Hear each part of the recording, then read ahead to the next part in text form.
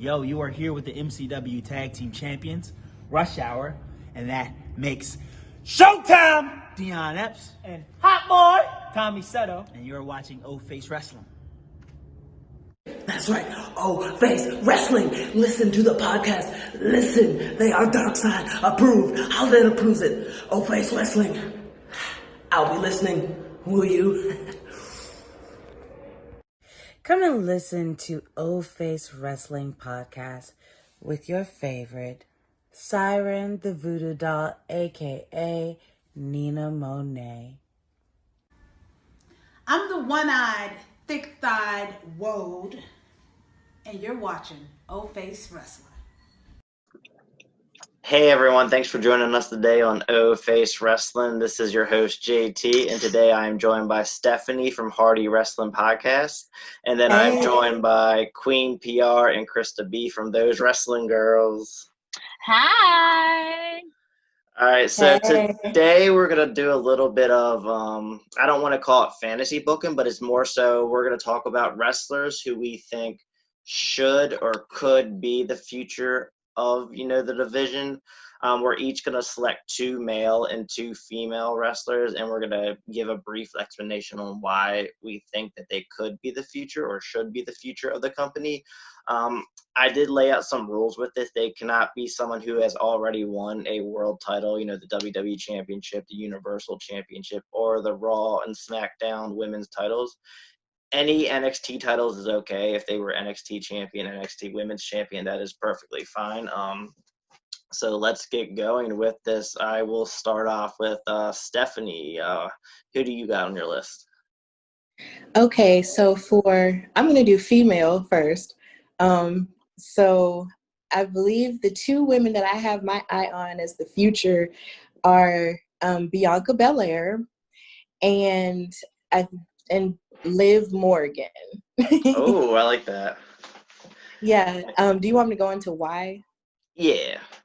Okay, I say Bianca Belair because not only is she the roughest, the toughest, the quickest, and all the other ESTs, I say that because who she is just, just oozes, star appeal, number 1.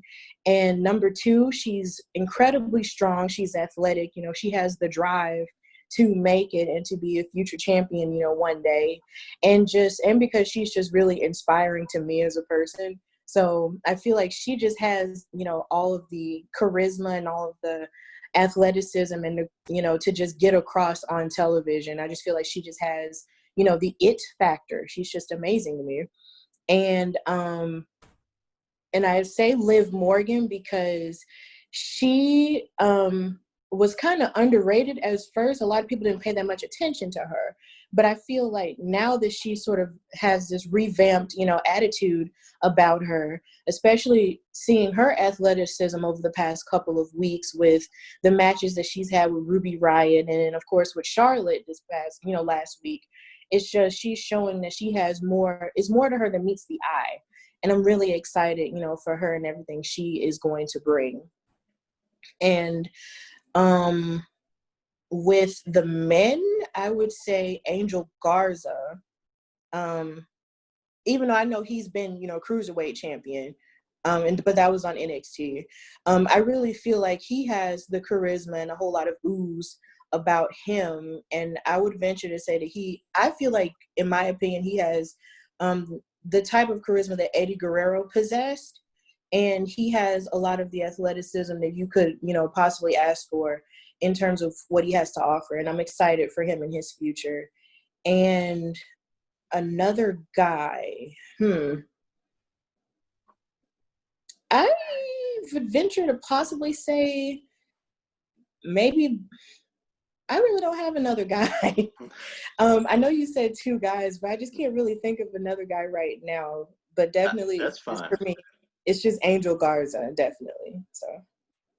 Yeah, Angel Garza's a guy I really didn't think about. I unfortunately don't get to watch Raw that often, so someone that kind of slipped my mind. But yeah, Liv Morgan, I never realized how young she is. I think she's only 25, and she's she has a lot of potential. I heard that about that match with her and Charlotte Flair, and I gotta check that out on YouTube, honestly. But she has a lot of potential with her character, and when she had that moment at Elimination Chamber when she was in the pod, kind of like screaming at Shayna, like, this is my moment. Like, I just felt her passion and determination, and I really, really want to see her succeed. Mm-hmm. Me too. Yeah. Now, But I definitely recommend that Charlotte Liv Morgan match. It was oh hell yeah! I want to see like a full blown on feud with them too. I wish that when she came back, that's who she went after initially versus that Lana storyline. But it is what it is. That's in the past now. So yeah. So what about you, P? For the women, I of course Bianca was first on my list, but since I feel like everybody's probably gonna say her, I always liked Chelsea Green. So like I don't follow the indies, but I'm heavy on wrestling Twitter, and Chelsea Green was put on my radar like 2 or 3 years ago. She would always trend, especially when she was doing the hot mess gimmick. So I would just literally just watch videos of her and just love her. Like, oh my God. And then when I found out she got signed again to WWE, I was like really excited because I know what she can bring. Like she has the storytelling ability that WWE like craves. I don't have an opinion on what she's doing right now with Homeboy. Can't even think of his name, whatever brand, the Stone brand. Yeah, Robert Stone. The Robert Stone brand. There you go. I don't have an opinion on it yet. I'm just like excited to see what she can bring because she can also wrestle. So I think she has big potential. I don't think people realize how much potential she has.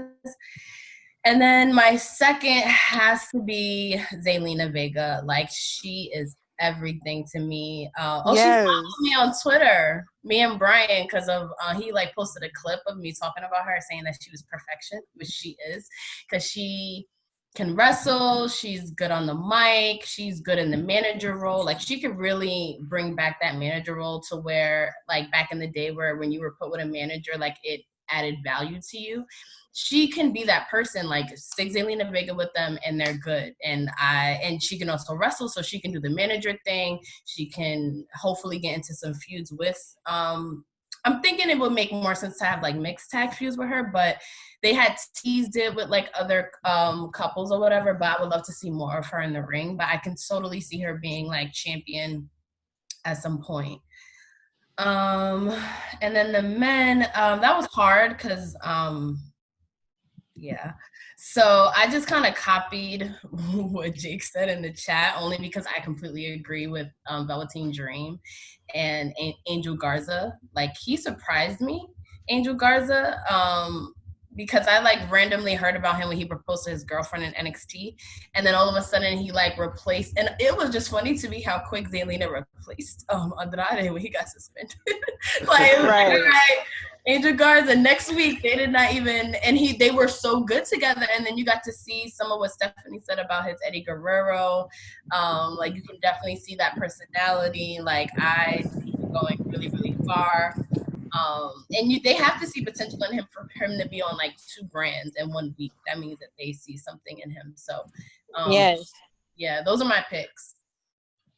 I love what you said about Velveteen Dream. I completely forgot about I don't want to say that I forgot about him, but I love him so much. Like his entire androgynous Prince gimmick gives me so much life because I love Prince, number 1, and number 2 because I saw him at Tough Enough and he just had all the confidence in the world, and I thought for sure he would have, even though I didn't like his attitude at first that he was giving off on TV, I felt like he definitely did have the ooze and the passion, to actually go for it. But then when he didn't win, I was like, well, dang. But I am excited for him. Like I was so disappointed when he didn't win that NXT championship last week. But but he definitely has a whole lot of stuff going on for him, and I'm excited for him. Mm-hmm. So I got a quick question about Chelsea Green. Wasn't she on Tough Enough? Or is that someone else?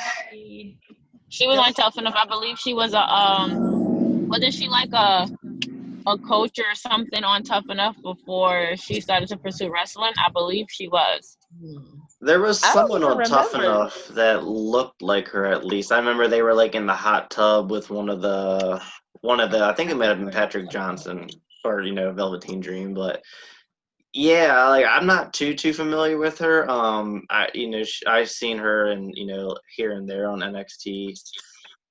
Zelina Vega, though, you all know I'm a huge fan of her. Like, P said, like she can do everything. She can talk on the mic. And the funny thing about her too is she's a Jersey girl, so she actually has like that accent and all that kind of stuff. She No. She's Zelina from the Vega? Bronx.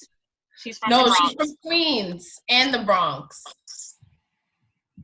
She's from New York. She's from Yeah. okay. I thought she was from Jersey, but the crazy thing is when her and Andrade were paired together, he was teaching her Spanish and she was teaching him That was English. So I cute. thought that was cool. That was super cute. In about 12 Yeah. minutes. Yes, sir. I like that. Yeah. So what about you, Yeah, Krista? it's about to be here in 10 minutes. Okay. Mm-hmm. I got some people For out here I me- need to hustle out. Okay. So if you just want to wait, when I get back up, I'll then So sign down and let who else knows. And then if he's out here, he can just have me. hey, There so we for go. me, Face bloopers. right. For me, this Sorry, is y'all. hard in general. Because y'all already know how I feel about my girl Sonya. Oh. Sonya, I feel like she can take, especially with this gimmick she got going on now, like coming out of Mandy Rose's shadow. Although it was shady on how she did it, I can see her branching out and being on her own for right now. So I do see her going to the top. Like, yeah, Mandy's gonna be pegged as this pretty girl. She's gonna get so far, but so far because of the whole her and Otis thing. But but Sonya, I feel like she can definitely like climb that ladder and actually get to where she needs to go to. Especially because of all the rage and stuff she got going on in her with the whole Mandy Rose situation. Mm-hmm. My second one, I feel like I'm kind of stuck between Mia Yim and Dakota Kai. I love what they both do in the ring. Dakota Kai just brought this fierceness with it when she turned heel and turned on Tegan Knox. At it was an Elimination Chamber, but I can't remember. It was War right Games. now. War Games. Thank you. Mm-hmm. Like she just brought this fire out of her, and it was just like, what? Like, there's no way like you would have thought this could happen like with Dakota Kai. Because when she came out, she was all happy and cheeky and all this other stuff, and then you see the switch in her, and it's just and then now she got like an extra battery on her back with Homegirl. So it was a good thing to see. For the men, I would love to see Aleister Black. I'm not sure if he was champion NXT. I'm not sure. I doubt it. He was NXT champion, but he was. Yeah, Okay, you well, that's then the that's you out. still can you can still count them if they were NXT Oh, it's champion. counted? Okay. Yeah. So yeah, Aleister Black, of course, because he's getting so much more time now, especially pairing with Rey Mysterio, especially what happened with them on Monday. Seth Rollins needs to like go to hell. But no. Oh God.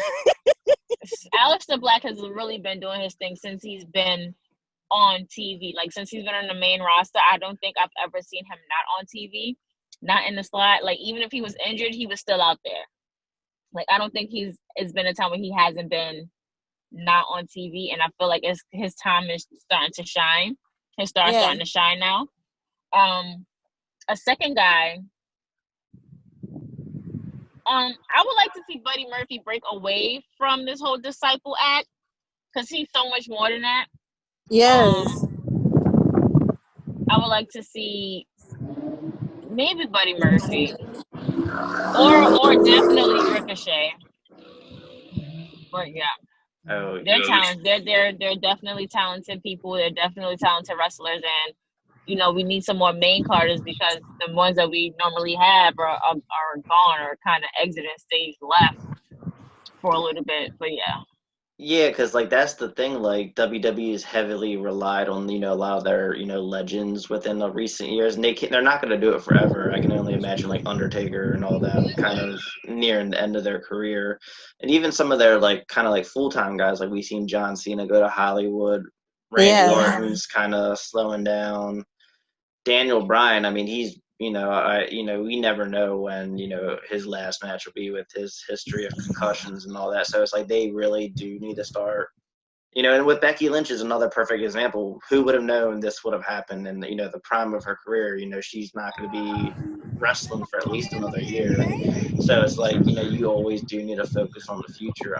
I love Aleister Black. I'm glad you said that because I am a huge fan of him. He gives me Undertaker vibes, and I would love to see Undertaker and Aleister Black. You know, that would be a good way to end Taker's career. That is an epic dream match. Like, and then Just I think it should be finisher versus finisher. Like, whoever hits their finisher first. Like, imagine Aleister Black hitting Undertaker with a black mask. have we ever Oh seen my God. that kind of stipulation before?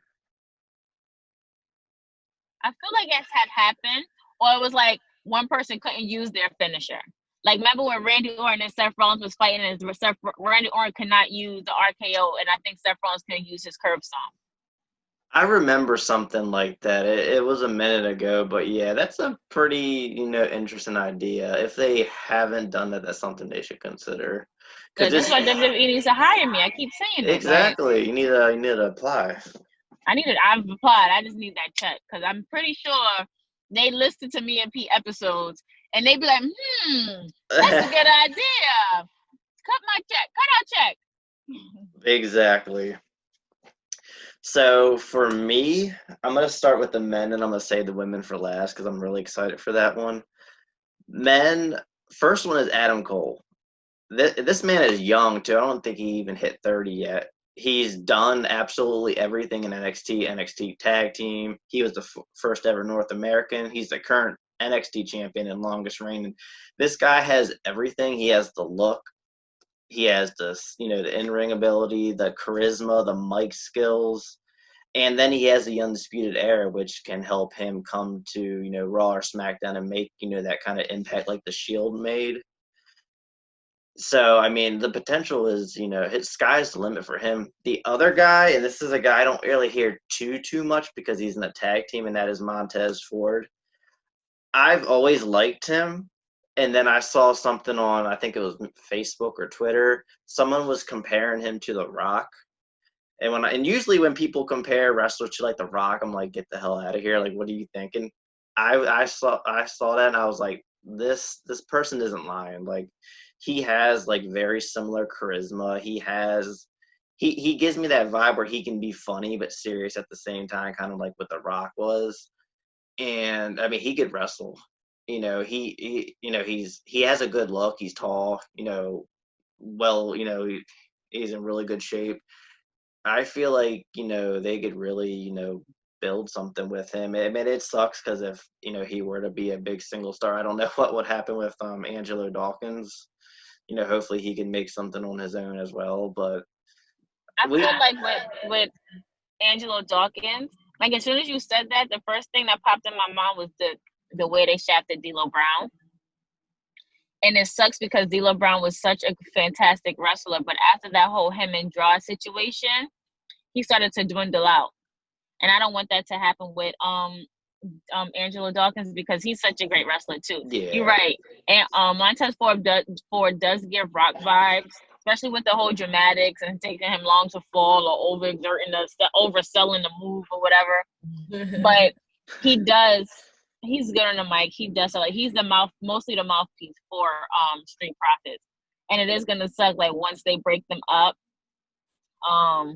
who's gonna do what? Because you already see Ford Star rising, but you want to see them rise together instead of apart. And I really just hope that WWE does not drop the ball with Dawkins. Like Dawkins could be that secret weapon nobody knew about. Exactly, because like the sad thing is usually when you see these really good tag teams and they break up, usually there's the star and then there's like the mid card guy, like the Hardy Boys. You know, Jeff was the star, Matt was mid carder. You know, Edge and Christian. You know, Edge was the star, Christian mid carder. So it's like, well, you know, I guess we'll have to see, honestly. Now for the women, of course, you know, I'm gonna say Bianca Belair. You know, she is the all around, you know, perfect, you know, female in the company. She has the look. You know, she has the size. I mean, you know, Vince loves tall women. She's beautiful. She's talented in the ring. She can talk on the mic. She, you know, she has the character that everyone loves, and she has that swag to her. Like, she didn't come with a wrestling background, but she got so good so quick, and it's just amazing. Like the time when I saw her and I realized that this girl's gonna be a star is, I know when they would do takeovers, they would record like 2 dark matches and they would put them on the next week of NXT. They had a dark match between her and Dakota Kai, and that was Bianca's first time ever coming out in front of a takeover crowd, and she just came out there and she walked down that ramp like she's been doing it her whole life. I'm like, this girl is a star, like please do something with her. And they've been slowly like building her up. Like every time she's in a big pay-per-view, she steals the show. So clearly WWE likes her.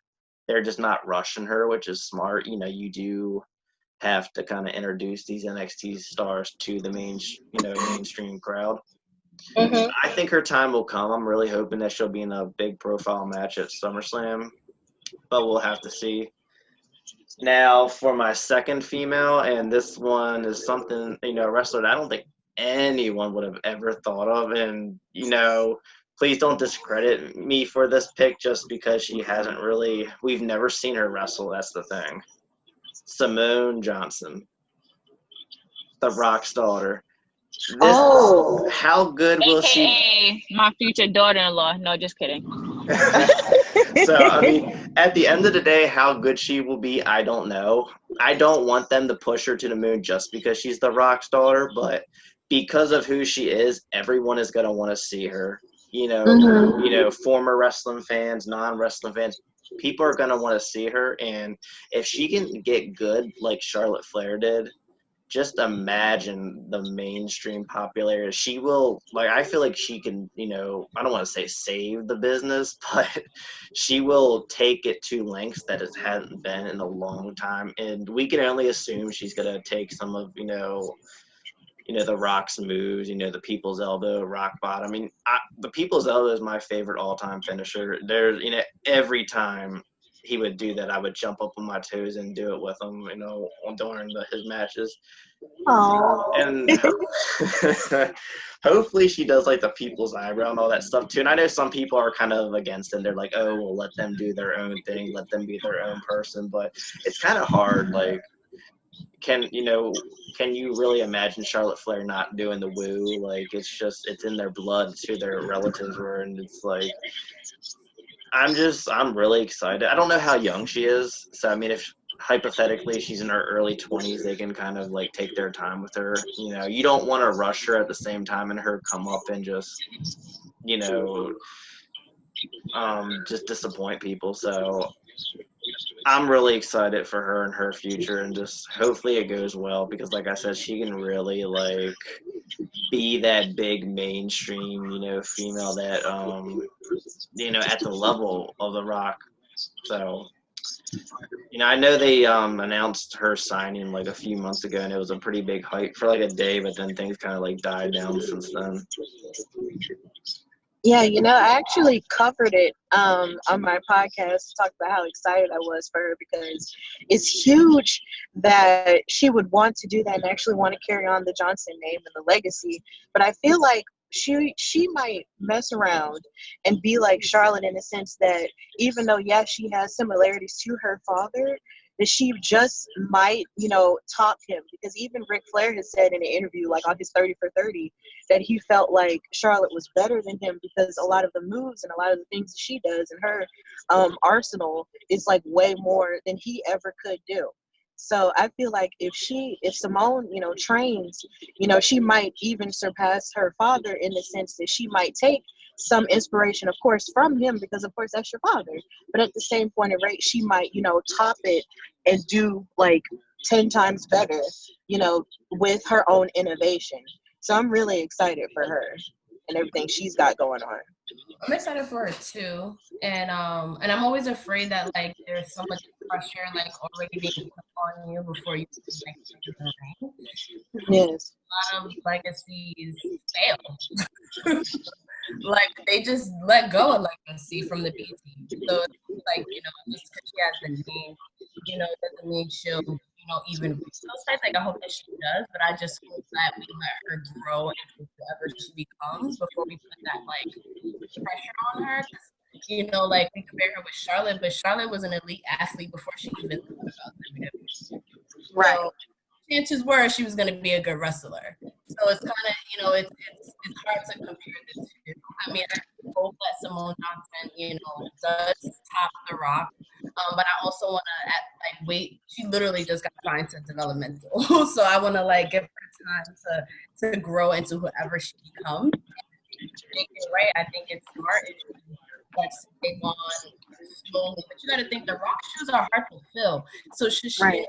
like that's not. Oh, I'm gonna start raising my eyebrow like my dad. That's not a woo. That Rock charisma. You know, I don't know. You know what I mean? So I feel like we should be careful with putting that pressure on her just yet.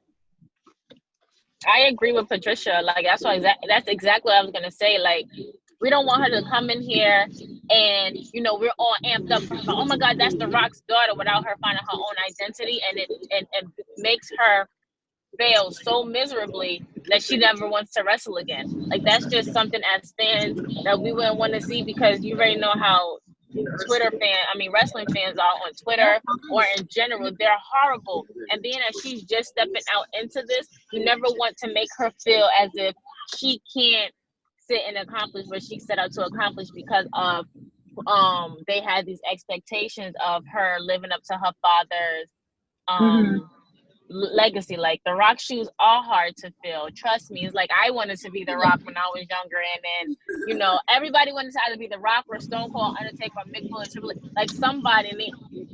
And to sit and to be a child of that person who made such a big impact on this world, in the wrestling world, that's very hard. That's probably very stressful. I'm pretty sure like The Rock didn't present it to her in that way growing up, but she knew who her father was. Like we've seen her in pictures and stuff that they've taken together over the years. So for her to actually pursue this, kudos to her. Kudos to her. Yeah, like you were saying, like with those shoes to fill. This is bigger than Charlotte Flair, filling, Ric Flair's shoes, because The Rock is the biggest mainstream popular wrestler in the history of, the business. No one has ever, left WWE and just have gotten such mainstream attention like The Rock. I think at one point he was like the most highest, grossing wrestler, actor in the Hollywood business or something. Dead second. 2 years in a row. 2 years in a row. Yeah, I mean, The Rock's big. I mean, there was even rumors about him potentially running for president. Like, yeah. And I would vote for him. I would. I don't get into. My vote. Yeah, he's got my vote. I never voted in my life, and that would be the first time and probably only time. But yeah, like there's a lot of pressure there. I want her to succeed. Just because I don't want to see anyone fail when it comes to the wrestling business in general, but like her being who she is, and in the comments I made about what she can do for the business, like because we all know at the end of the day WWE isn't what it used to be when it comes to popularity. It was huge in the late 90s and early 2000s, and now it's kind of looked at as like a joke to a lot of people. Like I see people bashing it all the time, but they did not do that back then. So hopefully she can really like take it to the heights that it deserves, which will elevate everyone. It'll be good for everyone in the business at the end of the day. Yes, I agree with all of that. So, do any of y'all have anything else to add to this episode?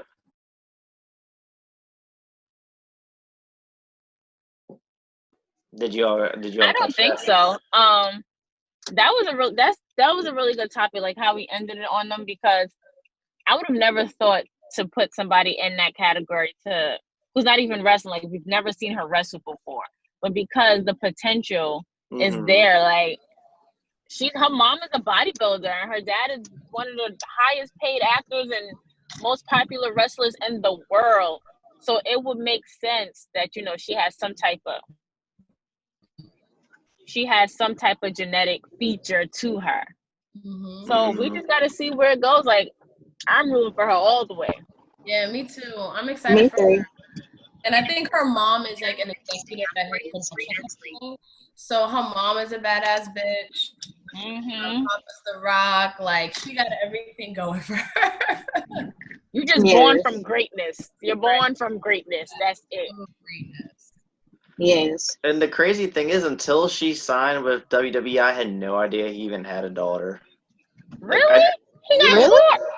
Well, I knew he Yes, had a right. newborn like recently or something. Didn't he have like a newborn like a year or two ago?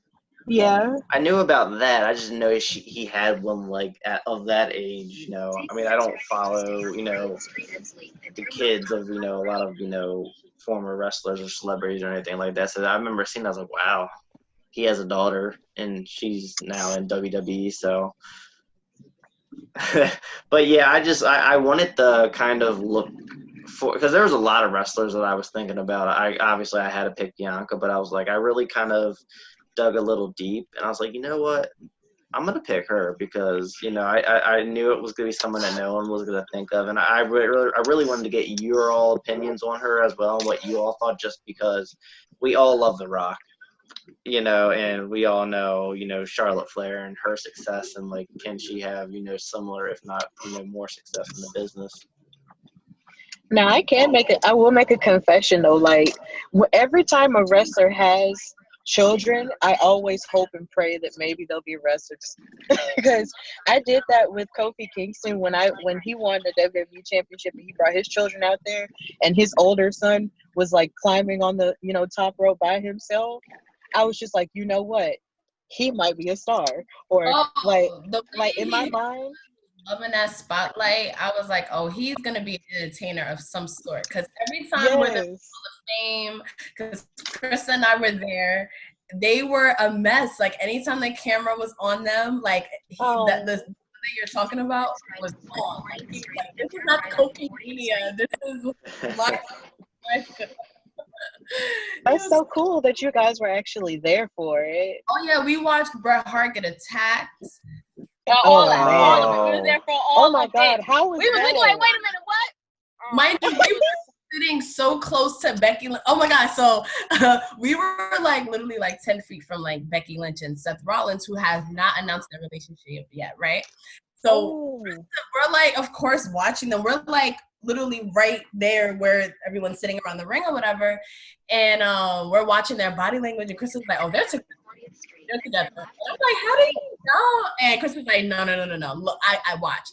And literally like a few weeks later, they came out as a couple. And I was like, oh my God, Krista, you called. I'm always Oh my calling God, it. that's so cool. My predictions are never wrong. No. Just Really? like I predicted, but wait, just like I predicted the Bella Twins was going to be New York Times bestsellers. And what happened? Okay. Oh, wait, check my shirt though.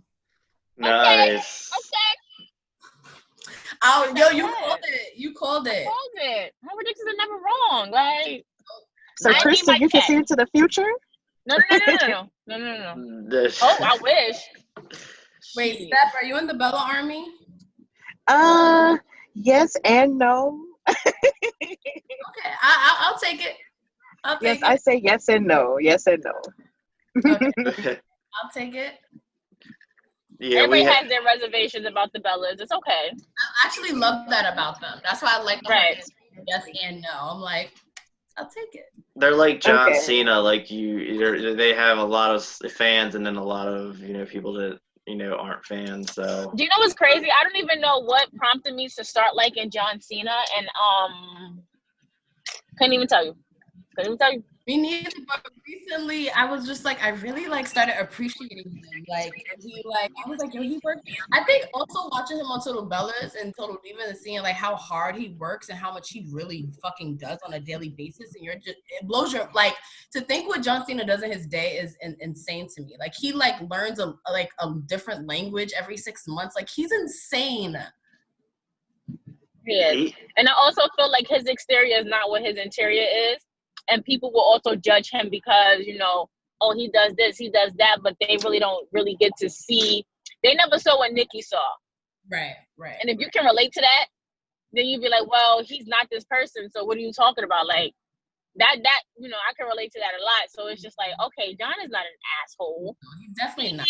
He's on a straight and narrow. Like, he likes to do this, he likes to do that. So I can tell a lot of him. Like, he's very focused. And it's like, if you're going to come into John Cena's life, you have to fit into it. And that is what it is. Like, he's just an enigma. He's someone. It's like dating. Definitely an enigma. You got to get used to their lifestyle or you got to go. And I respect Nikki for being like, no. Yeah, I respect that too. Because that relationship was kind of odd to me. I remember watching, because there was one point where I did watch Total Divas, and I remember like the whole like she really wanted to get married and commit, and he didn't. That wasn't for him, and that kind of a lot of people are like, how dare he, and then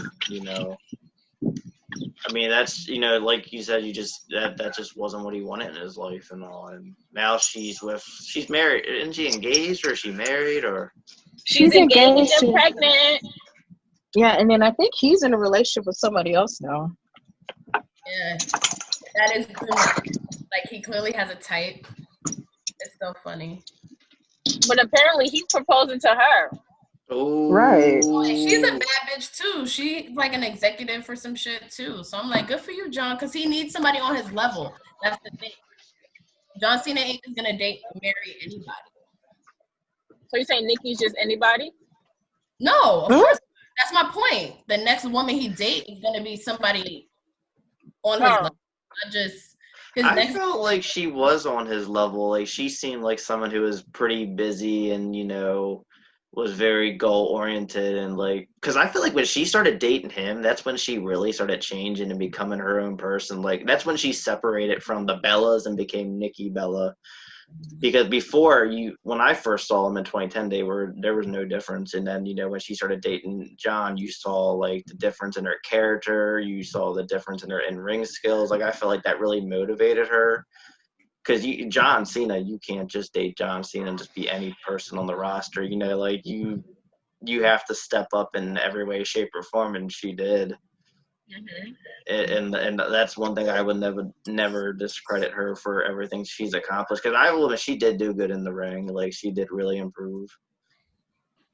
Yeah, because in the ring and in the beginning, Brie was the better wrestler. Brie was absolutely the better wrestler, but then I understood why, because Nikki had just got her nose broken, so she was trying to protect her face. So of course, Brie was trying not to be the better wrestler, but once Nikki bounced back, it was like you knew who the different people were. Like, you knew them differently in the ring. Yeah. Besides Brie yelling Brie mode, like, you knew skill set differently who they were in the ring. Mm-hmm. You could tell Brie was influenced by Brian. Like, she's way more wrestler towards the end of her career. Yep. And Nikki was more power and all of that. And you have to listen. The Arn Anderson podcast. It's really, really, really good. And he talks about how underrated the Bellas are as wrestlers. And he brings up some of the things that you talked about, Krista, of like limitations that they were given. So people think they suck as wrestlers, but they don't even realize that they were told backstage not to wrestle fully. Mm-hmm. Like little things like that. And to hear that from Arn Anderson, like, is like, you don't gotta tell me nothing. Like, you don't gotta tell me anything else. Like, that's it. Yeah. Mm-hmm. Is that a new episode, or is that Arn? Yeah.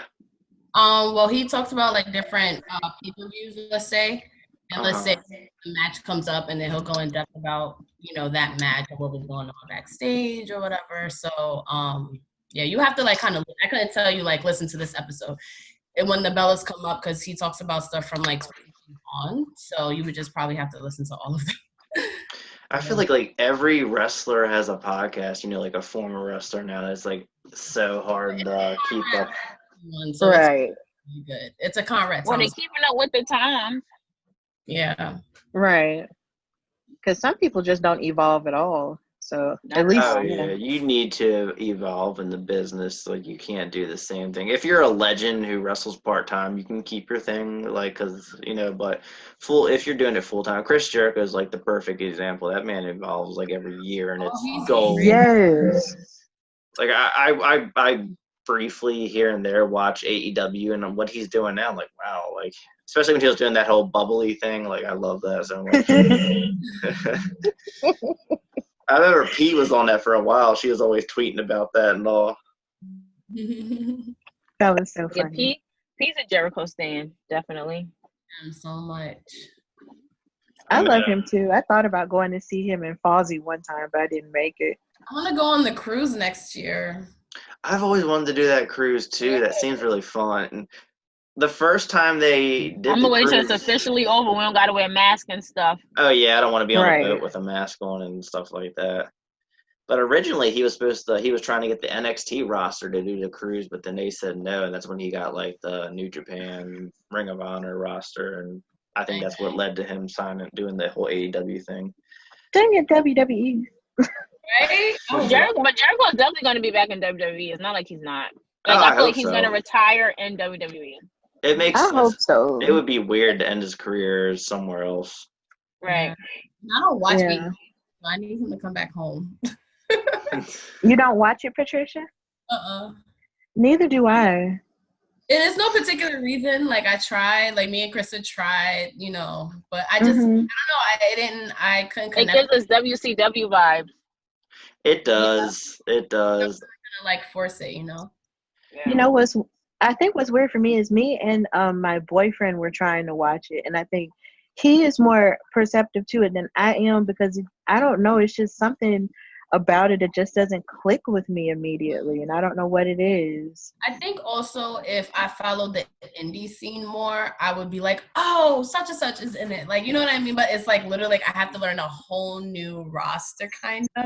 And I love, like, I'm not ashamed to say, like, I grew up on WWE, you know, like I love the legacy of that. And like, so I try to watch other promotions and I'm just like, I tried to watch Impact for a few weeks and it just didn't catch me. I would forget it. I'd be like, oh shit. Like, that never happens with W. Like, it, you know, like I gotta feel it, and it's just like I don't know. But I love that there's an alternative. Like, I think that's amazing. So I love that there's a couple of alternatives that are like decent, like AEW, and like who else has like network show. Like, that's dope what they're doing. Honestly. Yeah, it is. And like for me, like I try to watch as much as possible just for like the legends. Like I want to see Matt Hardy. Like I want to see these wrestlers who've been in WWE for so long go out and do their own thing, because WWE does kind of restrain you on what you could do character wise. So it's nice to see like these guys go out and do their, especially like John Moxley. I want to see what he really is capable of, you know. And then there's also the other wrestlers that were in other promotions, like the Young Bucks. I've always wanted to watch them wrestle. Kenny Omega. I really want to see that Big Swole. I want to see her do some more stuff because there was a lot of hype with her name. Oh my god, I love her. Yeah, Big Swole is dope. Like, I remember the first time I saw her in the Mae Young Classic, I was like, man, how come she isn't going forward? Like, she was so cool. I'm glad that she signed to AEW. Yeah. And then like I want to start watching Impact now because of Tasha Steelz. Like she did some stuff in AEW. I don't know why they didn't sign her, but it's like that gives me a reason to watch Impact now. Yeah, there's a I'm lot gonna have to Google her. Yeah, I'll send you her Twitter link, and you know she's really cool. She's really good. Okay. But I know you all have other commitments, so I'm gonna wrap this episode up. So thank you, Stephanie, and thank you, Krista B and Queen PR for joining us today on O Face Wrestling. It was fun as always, and I love that we went off script. That seems to be like the trend with a lot of my episodes. Kind of, we have this, what we're going to talk about, and then we just start talking about other stuff. I like that, that just shows that we're just wrestling fans, just talking and just having fun. But absolutely. Yeah, that was great. It was really fun. So thank you all again. And do you all want to plug your social medias for your podcast? T. You can follow us on Twitter, Facebook, join our Facebook discussion group, Instagram. We have a lot of fun contests on there. Patreon.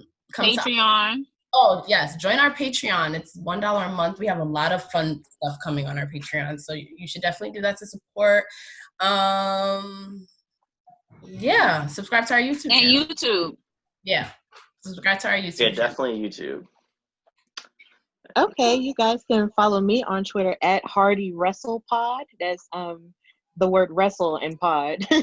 And then you can follow me on Instagram at Hardy Wrestling Podcast. And that's about it. Yeah, you can follow me there. And listen to me because I'm mostly just audio on Anchor, Spotify, iHeartRadio, and I'm building a YouTube channel. So, yeah. Can't Coming wait. soon.